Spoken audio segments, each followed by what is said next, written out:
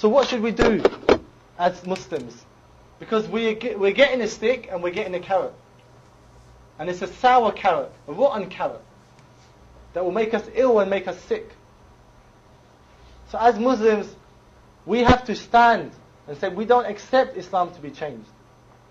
We know you're offering us a carrot. But Islam for us is pure and was sent to the Prophet ﷺ. The day it was revealed is the same Islam that we keep today. We don't change our Islam according to what country we're in, according to what party is in power. Because if we did that, Islam will constantly change until there is no Islam anymore. Look to Christianity. Look to what they've done to Christianity. Completely changed Christianity. To constantly change with the norms and desires of the people.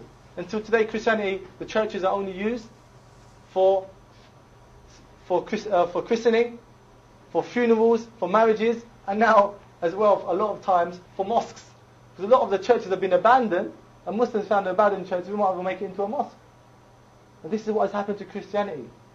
Change constantly until there's no such Christianity left anymore.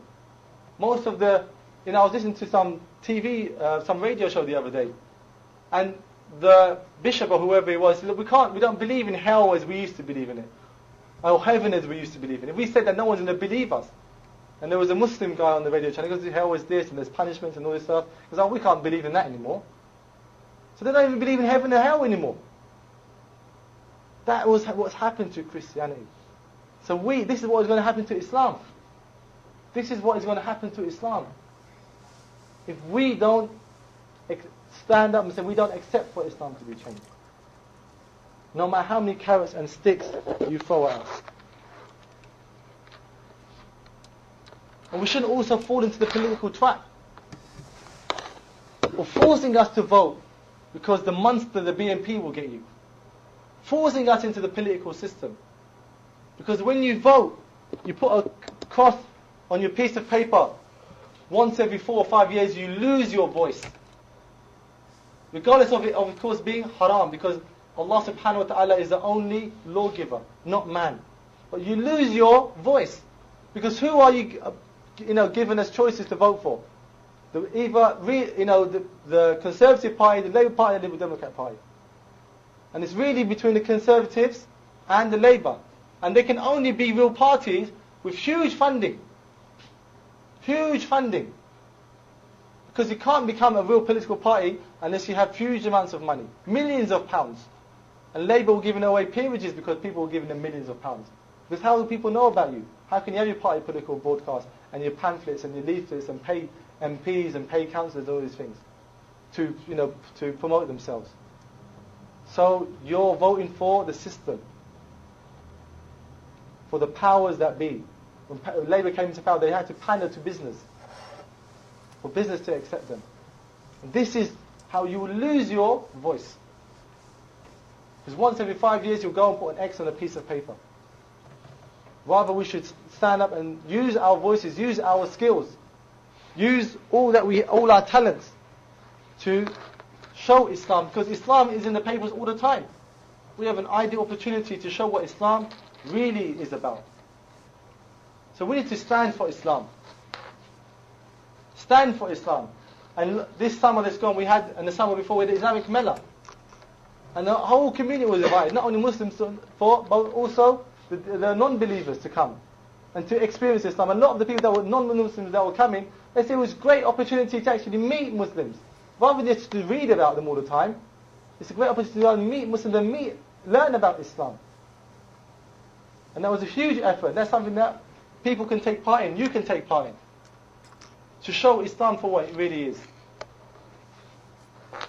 I'm happy you came today, man. Have you got your jacket on you? That jacket, you probably came up with that idea for wearing that jacket, isn't it? About Islam. See, the brother came up, he's got a nice jacket he's got on to him today, about what, Islam isn't a religion of war and all this stuff. Islam isn't what you read in the papers. So he came up with the idea of the jacket. Obviously he's walking around wherever he walks, and people are reading that. It's a chance to expose the myths about Islam.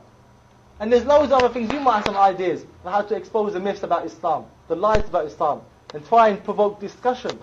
Because believe me, the British public would like to hear about Muslims who like to talk about Islam. Unfortunately, Muslims are scared to talk about Islam. Scared to mention it. So people like us who want to talk about Islam, they're thirsty for that. So you might have ideas of what to do. Instead of, jackets, t-shirts, or loads of other things. You might be good at rap, music, making some rap tunes, talking about the trap of the BNP, talking about Islam, about what Islam really is. You've got to use your imagination, use your talents, use your skills. Because we're young, we have all these ideas. We can do these things. Or you can help us. Because when you work together, you have a much louder voice. To try and expose the myths, to expose the plot of the BNP, the carrot and the stick approach, and that we will not accept for Islam to be changed. وأقول قولي هذا وأستغفر الله.